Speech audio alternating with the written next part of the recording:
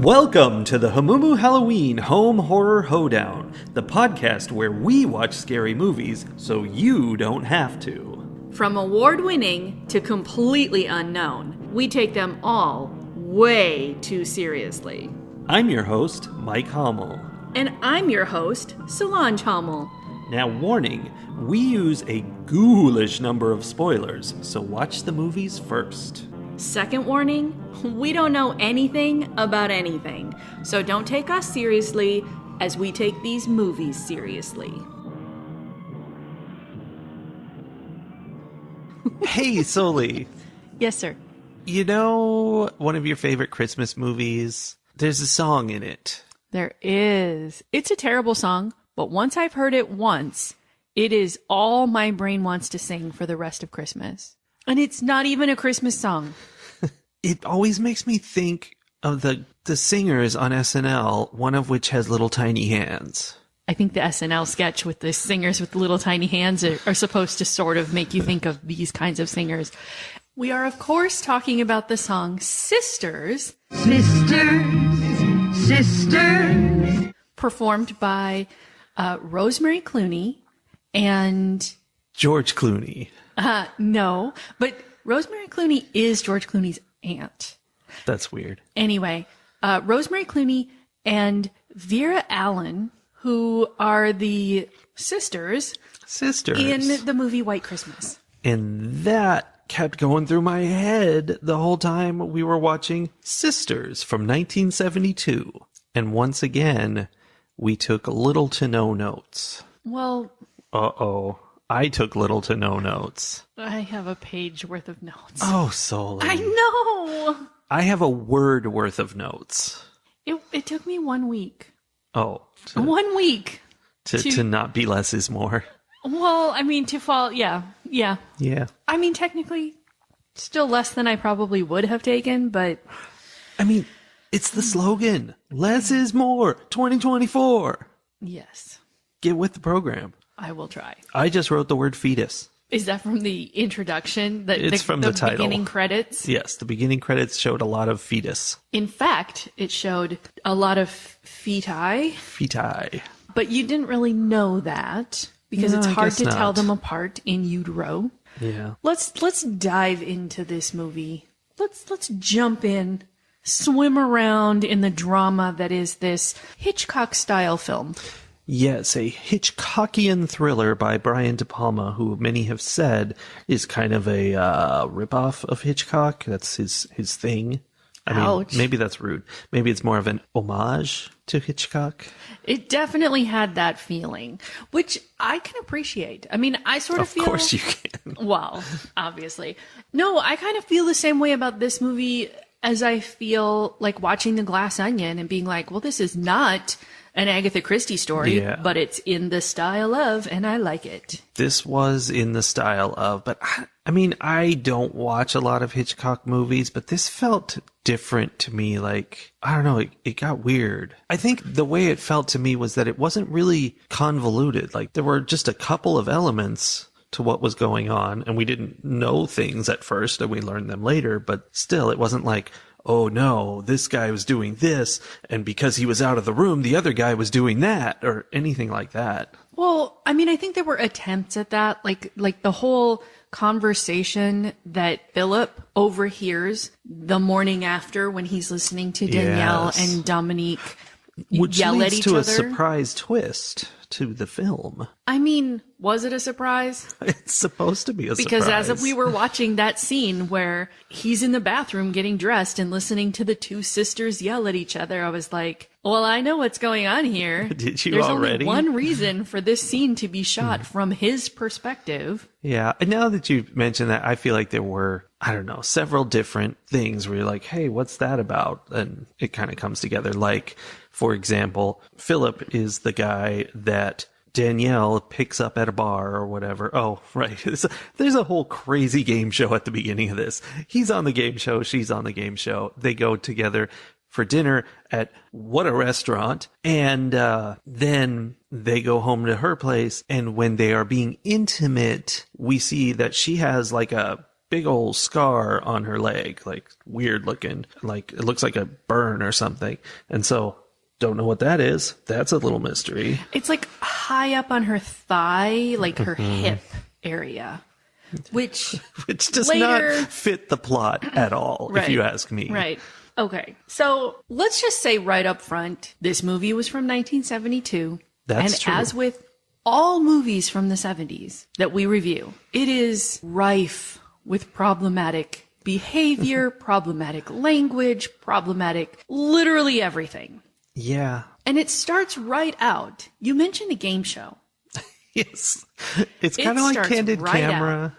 With a game show called Peeping Toms, where the premise of the show is they set a guy up with like the opportunity to watch a woman undress without her knowledge just to see what will happen. Mm-hmm. What will he do next, audience?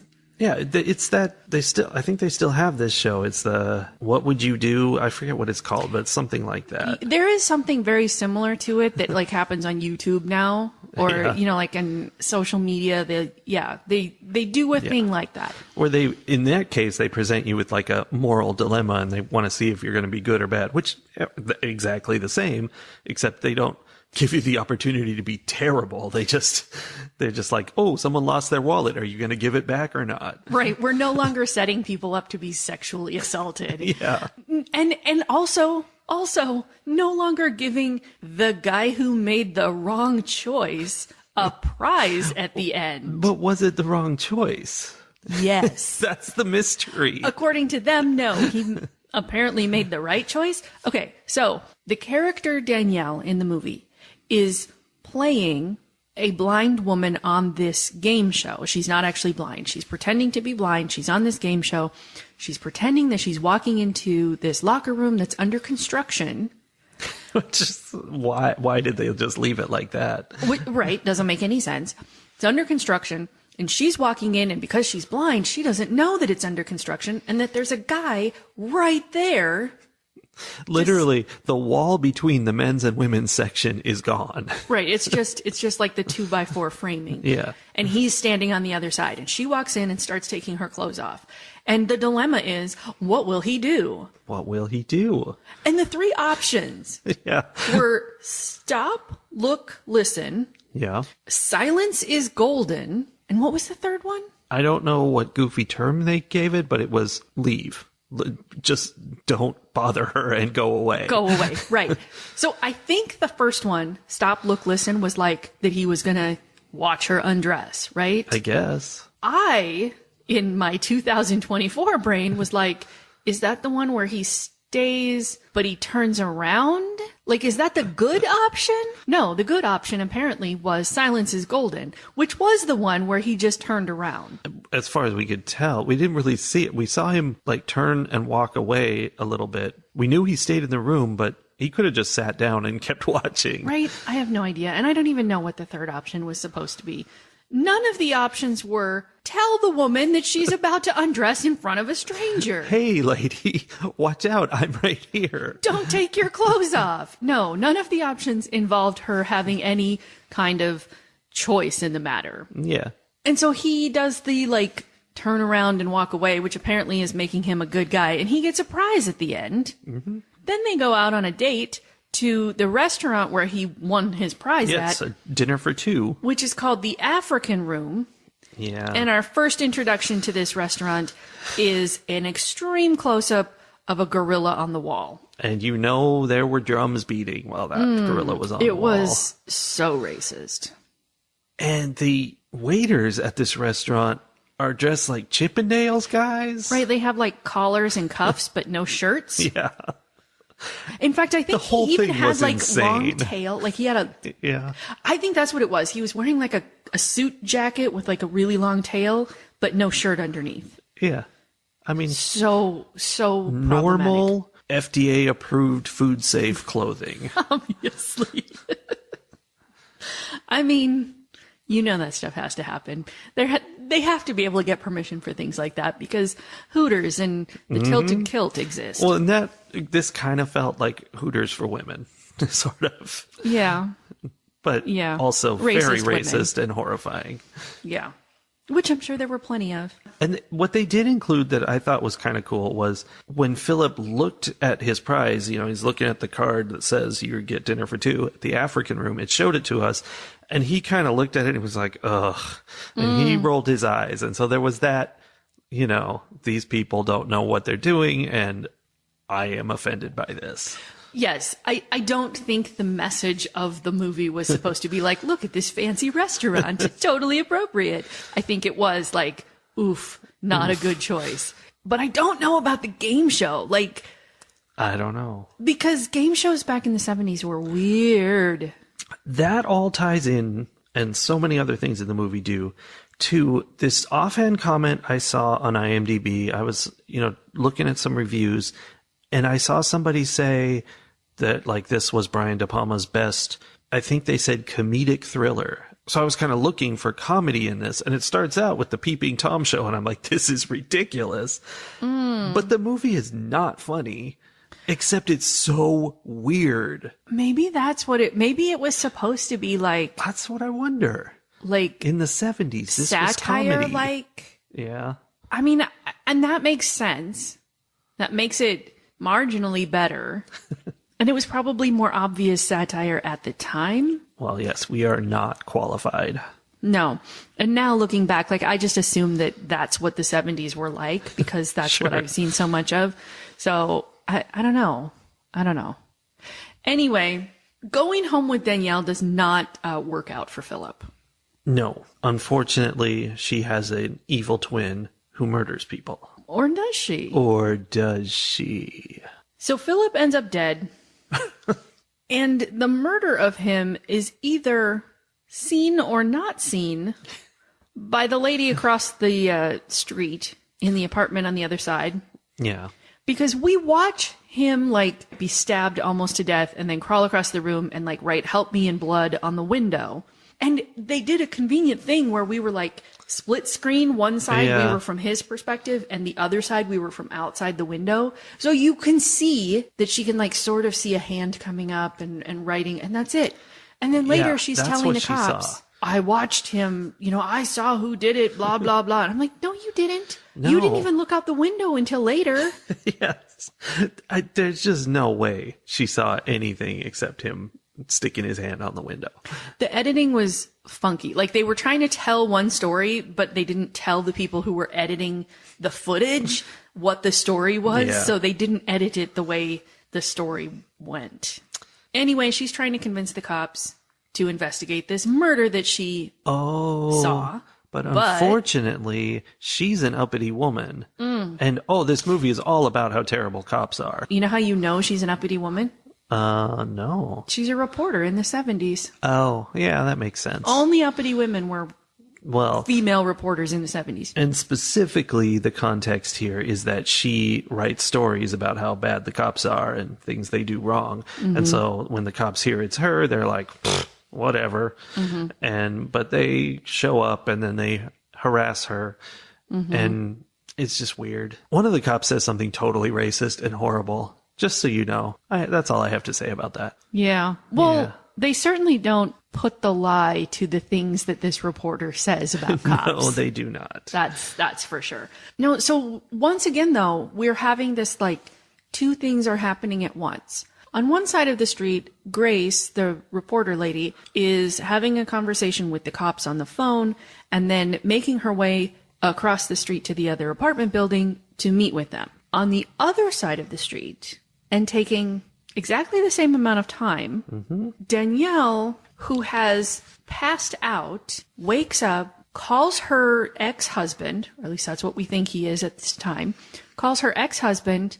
He arrives. They stuff Philip's body into the pull-out couch, which is kind of amusing, actually. Yes. Comedy. Haha. And also managed to clean up all of the blood in the apartment and put the apartment all back into order. And she gets dressed and does her hair and her makeup. With the exception, this cleanup, of a huge splotch of blood on the back of the couch, which nobody ever spots. Also, some things on the front of the couch that are just barely covered by the cushions. Yeah. Yes. Which, again, nobody spots. And then the ex-husband wraps the knife and a bunch of bloody clothes up in a bag and leaves with them. Yeah. All of that happens in the same amount of time that it takes Grace to cross the street. And what's fun about that is that it's real time. It's split screen. We see both of these things happening. So that's kind of cool. It's got tension to it because, are they going to get it done? And is she going to catch them? Although we kind of want her to catch them. So my main tension was, why is it taking her 45 minutes to cross the street?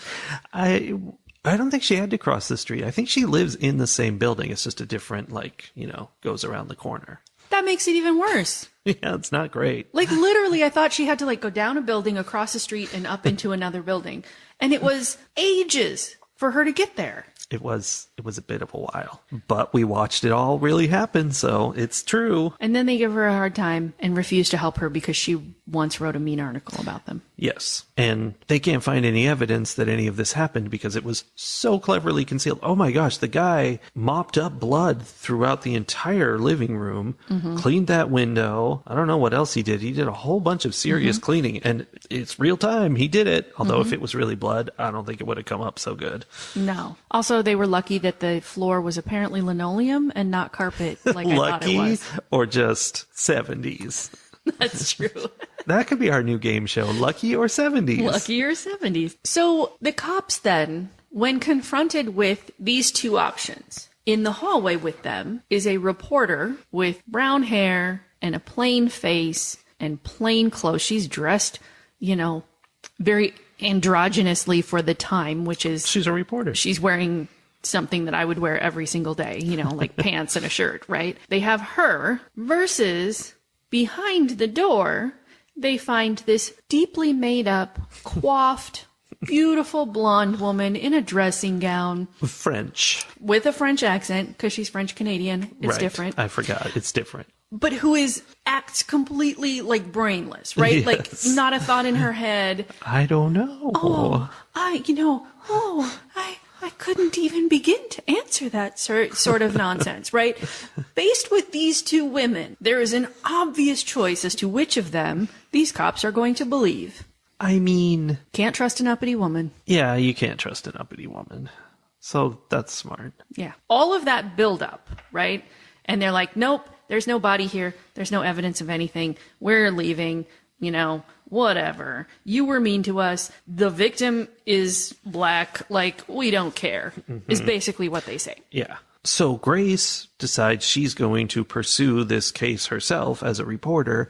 Right. And so she contacts somebody to, do you want this story? I can go work on it. I think it's her editor, who it is suggested she's having some kind of affair with. See? Her mother said that while they were on their way to lunch. Yeah, her mother was an uppity woman from New York. They force her to work with a private investigator on this. And she's like, I could do it myself. And they're like, oh, no, you need this guy because he's a man. And that's how it goes. I feel like this is some of the comedy in the movie, but it's just nonsensical to me. Like, this guy, the way he talks to her and addresses her, I think it's supposed to be comedic because it's so, he's just telling her what to do. He's like, yeah, you're going to get in there and go do this. And every time she tries to say something, he's like, no, shut up, do it.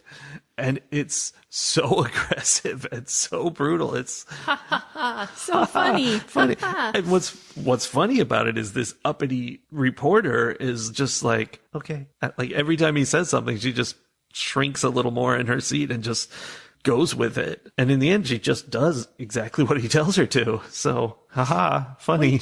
Right?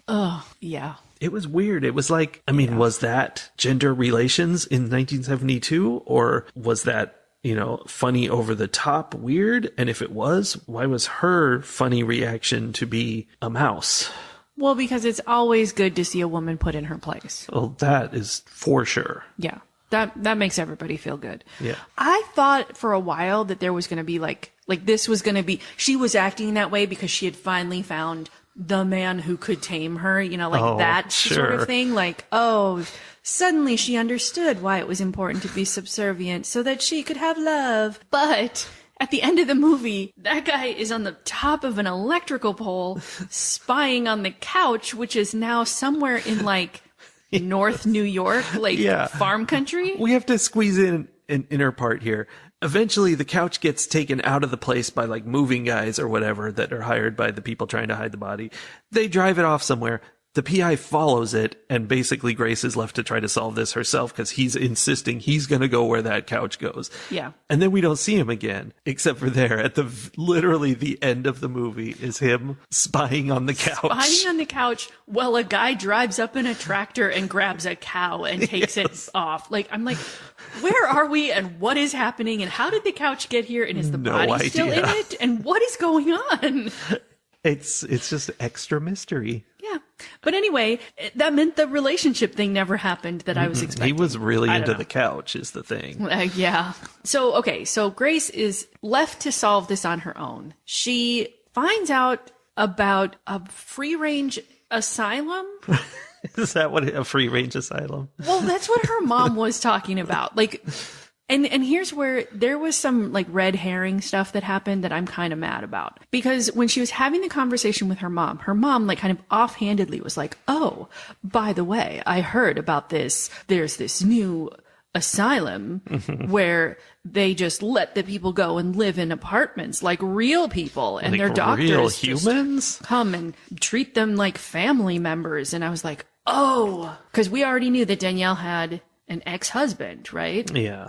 Who was like weirdly still over her and in her life. That's another thing. He was so like he literally stood outside her apartment, crushing cigarettes under his feet, waiting for her to come out. Like all night. sat in the table behind her at the restaurant and then was like, "Isn't it time for me to take you home?" Yeah, it was weird. Really weird and creepy. But then again, not true. Right. But before we find out that's not true, we're having this conversation. So I was like, "Oh man!" So her ex-husband, air quotes, is not her ex-husband. He's her doctor, and she's one of the patients who is allowed to live like a real person. And that was, it was going to be like, that was all it was, right? And that she is crazy and is two people and, all that stuff. It didn't end up being exactly like that. Or did it? No, because he was her husband. Was he her actual husband? I think so. Okay. At the very least, he was actually making out with her. Yes, they were romantically linked for sure. I just didn't know if they were married. I think they were because the whole thing was like that they were not just romantically linked, like they wanted to have a baby. They did have a baby. And here's the big thing. She just didn't have a twin. She had a conjoined twin. She did twist. Spinally conjoined, but when they separated them, she just got a little scar on her hip. So I don't know about that. Very far edge of the spine. Right. The outer spine. The part of your spine that's in your hip. Yeah, so they needed to be separated so that her twin wouldn't be watching them when they made a baby. That was a weird, that they were like making out and obviously she's attached to her twin, so her twin's there asleep, I guess. And she wakes up. Supposed to be asleep. Well, I know, but she wakes up and she's annoying them and Danielle's like, can you just make her go away? And he injects her with something, which seems like would affect her too, but I guess not if they're joined at the butt. I guess not. I don't know. Yeah, it was all there were layers and layers of gross to that whole situation. And it was supposed to be like this. Her ex-husband Emil was a creepy dude, and he was supposed to be. He looked like John Waters. Like that was just John Waters. Yeah, he was definitely supposed to be someone that you were kind of skeezed out by. Yeah. But yeah, he was doing lots of very inappropriate things. All the more so because we haven't really mentioned he ran this asylum and so he did creepy things with patients and Danielle was a patient. And so creepy thing. So he does decide to, give his lover/wife her wish and separate them. Well, he did that because she was going to have their baby. Right. And Dominique tried to kill Danielle. Tried to kill the baby, tried to stab Danielle. In fact, I think she did stab Danielle, and that's why they had to separate them, because there was a medical emergency. Oh, I was thinking it was just that she couldn't give birth while attached slightly to someone else. Well, someone slept in the bed next to her. Yes. No, I think I'm remembering now. I think she became pregnant. Dominique was like super jealous because somehow, Danielle got all the sweet, innocent sugar and spice genes, and Dominique got all the, crazy person genes. Yeah. So she tries to kill Danielle, for being pregnant, and they end up having to separate them, and Dominique dies, and Danielle can't handle it. Feels guilty, yes, as she should. Fair. But, you know. She has a mental breakdown and decides she's also Dominique. Yes. But only at certain times. Yeah. It's an off and on thing. You can tell, though, because she either has delightfully brushed and styled hair, or her hair looks like a bundle of straw on her head. And the part about that bothers me, like, I don't have a problem with them, you know, making them look different. But the part that bothers me is that it happens instantaneously. Well, what you have to understand, hair comes out of your head. Mm-hmm. Your brain is in your head. So your brain can control how nice your hair is. Right. I keep forgetting that. Mm-hmm. I really wish that were true. Do you? Because things would happen. Especially when you get mad and it's just like, are you suggesting? Okay, you're right. I don't wish that had happened. I was just thinking it would be nice to be able to control my hair and make it look the way I want it to look. But if it's the other way around, yeah, no. Okay, so all of that weirdness happens. And yet, there is an additional layer of weird to this movie. Okay, so maybe there's a lot to this movie. Because we're finding all of this out through a soliloquy performed by Dr. Emile as he feels up his wife/ex-wife/patient as Grace, the reporter, is drugged and laying in the bed next to her. Drugged and hypnotized. Right. And she's like becoming Dominique, but not really. Well, she's but like playing the role of Dominique. Yeah. To me, it sort of felt like, you know, there's like a treatment for people who have lost limbs and have like phantom pains where you put a mirror and you like, it looks like that limb is there and, you know, whatever, they do things and it like tricks your brain into resetting and turning that pain off. It sort of felt like they were doing the phantom limb treatment, only the limb that was missing was her entire sister. Yeah, so they stuck a Grace there. Right. And then like drugged both of them and was like making them both feel like they were conjoined twins so that Danielle could somehow process that trauma. Yeah. I mean, you said it's a soliloquy, but it came with visions. And that somehow she was learning things through these visions. We went in and out through Grace's eyeball multiple times. Yeah. And the reason Grace is there to be drugged and hypnotized and play the role of Dominique in this little like psychodrama is that she, as a reporter, showed up and was like, I want to know more about this asylum. And at first, one of the nurses there, or one of the attendants or whatever he was like telling her, no, we can't tell you anything. You have to leave. Yeah. And then Dr. Emile shows up and goes, it's very clever.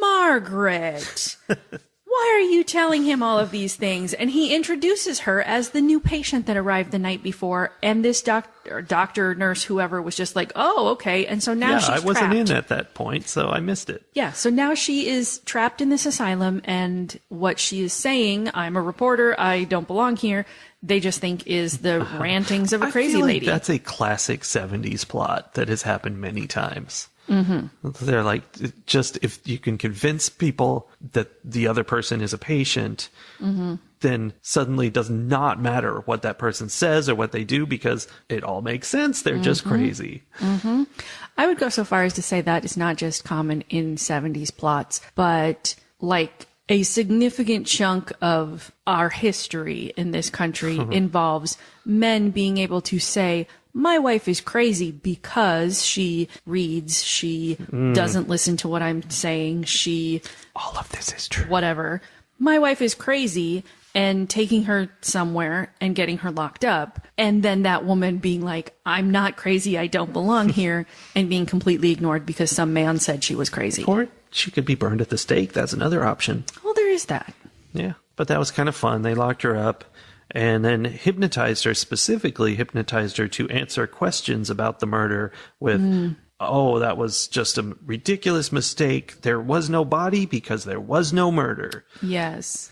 And so that the end of the movie, she's talking to some people and they're like, so what happened with the murder? She's talking to the cops again, right? Probably. Yeah. I don't know. I don't pay attention. I think it was the same cop who now is like, I think there was a murder, and comes back. Yeah. And she's like, there was no body because there was no murder. And at first they're like, what? What's going on? But then she keeps repeating it, and they're like, why is she saying the same thing? So And now they're annoyed fun. because once again, she's being difficult. Yes, she's being difficult. Indeed. Yeah. And that's sort of where it ended. Except for the couch watching.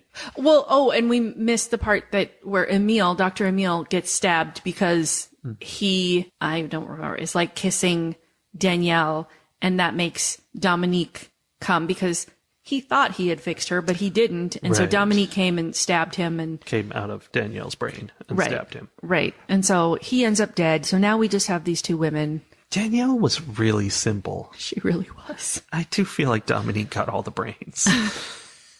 Oh, such as there were.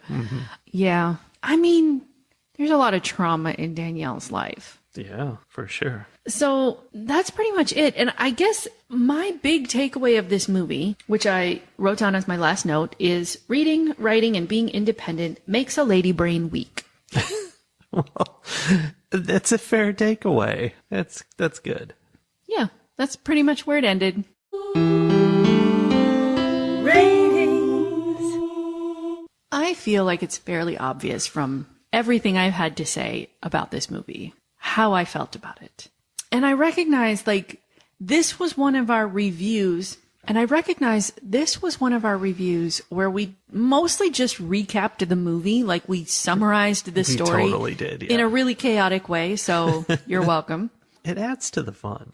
It does. And I think that was the most fun about this movie, was that it was chaotic and there were all kinds of just extremely bizarre things happening. And that was the only way I could enjoy it, because when I really thought about what any of these things were and what they meant and what the reality of all of it, there was just nothing but grossness about humanity in this movie. Yeah. So, I mean, I think if I had tried to dive too deep into any one thing, it just would have been a whole rant about racism or sexism or ableism or, all of the many things, which obviously we went into some. So I guess all of that is to say, I don't think anyone will be surprised when I score this movie 2.5 karate lessons out of 5. Yeah. Because it was so frustrating. It was so, Yeah. as a woman watching this movie, it was frustrating. As a person from the 21st century watching this movie, it was frustrating. And I like Hitchcockian films. I like the whole, like, almost the simplicity and innocence of a movie from the mid 20th century saying like, oh, surprise, Dominique was dead all along. And it was, the twin was in her mind. Like, I mean, that would have been really clever at that point before it had been done 70 times. yes. But I think it had already been done enough times that it wasn't new anymore. And now it's like so cliche. So I wanted to like this film, but I found it disappointing. And I think that is largely a factor of the decades between when it was made and when I watched it. I don't know that I would feel comfortable having watched this movie being like, yes, I agree, Brian De Palma is a weak replica of Hitchcock. I don't know if anybody said he was bad at it, just that he was trying to bring back that style. Yeah. And I can definitely see that. But in my mind, he was a weak replica of Hitchcock. I don't know. That's a good opinion. Yeah. So, 2.5 karate lessons. How about Okay. you? I did want to just bring up real quick that there's a very romantic scene in this movie in which Philip goes to the bakery to get a cake for Dominique and Danielle's birthday. Yes. And the weird cake lady who doesn't know how to do cake writing is going to do the cake writing for him after he badgers her. And he's like, come here, I'll show you. And it's this weird close-up of her hands doing the cake, and then his hand slips over hers to like correct her writing. Which, dude, just write it yourself. He should have written it himself. But he couldn't because writing letters on a cake is women's work. Oh, that's true. But a man can guide them and show them how it's done. Always. Speaking of men and women and them being the same person, a thought I had in the Hitchcockian vein while seeing this, like halfway through, I'm like, wait a minute. Emil is always hanging around outside, and he got to her house incredibly fast after the murder. Is he Dominique? And that was going to be an exciting little twist. Yeah. Because he was weird. He wore like these weird black gloves and stuff. Not that makes him a woman, but it was just a weird thing. Like that he had on a costume of some kind. Sure. But no, that was not the case. But anyway, that was my twist on the genre. So none of that happened. But none of the interesting things happened. What did happen that was interesting? I really liked the split screen parts because it kind of went into this real time thing where we're seeing two different perspectives on what's happening. And it's really, there's a lot of tension and it's a race between the two sides. It happened again later when the PI was in the apartment looking for clues, and Grace is outside watching to see that, in fact, yes, Emil and Danielle are coming home and he has to escape. Oh no, what's happening? But he made it out, and I don't entirely understand how, but he did. So he made it out. Good. He jumped into the vehicle, and he demanded that they follow that truck. Yes, because that's where the couch was. And he will demand whatever he wants to demand because he is demand. And I give this movie also 2.5 karate lessons out of 5. Yeah, it wasn't terrible, but it was not for me for sure.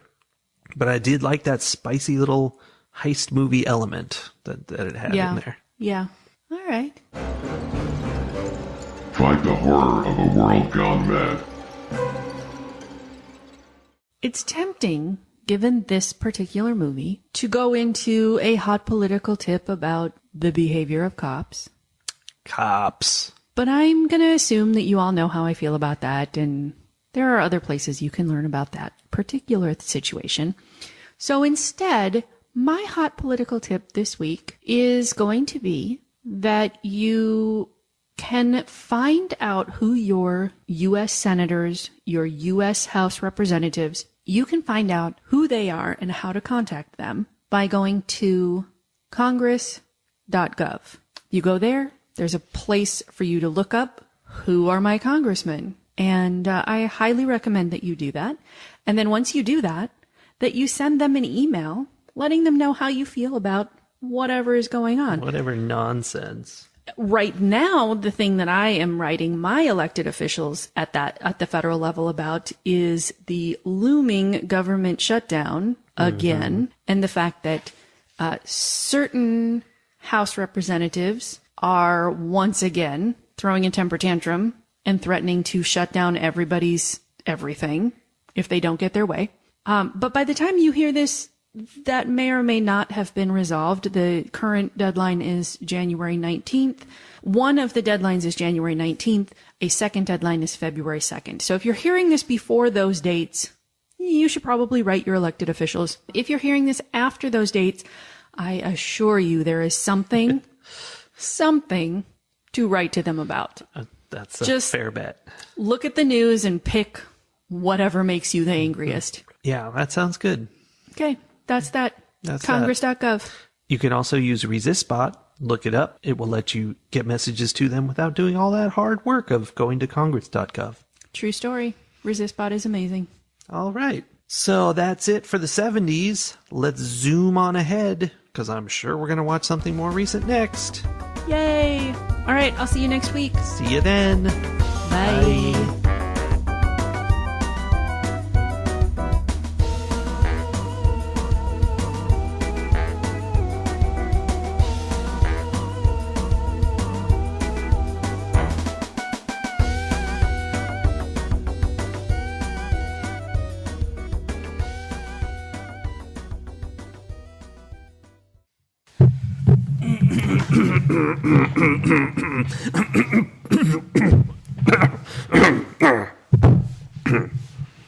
Is that how you behave when no one's around?